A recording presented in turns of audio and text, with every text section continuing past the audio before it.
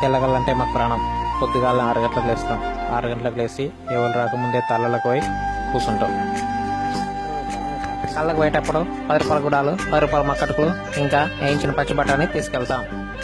బయట కూడా కూర్చొని బీర్లు బండిలు తాకంటే కాళ్ళలో కూర్చొని కళ్ళు తాగితే మాకు ఎంతో సంతోషంగా ఉంటుంది.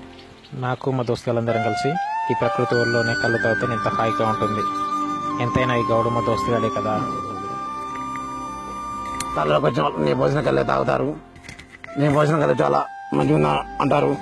ఈ తాగుబోతుల పెద్ద దిక్కు నేనే. క్షేమం ఆరోగ్యకరం మన గ్రామాల కళ్ళుతో. తాటి కళ్ళు తాగండి, ఊగండి.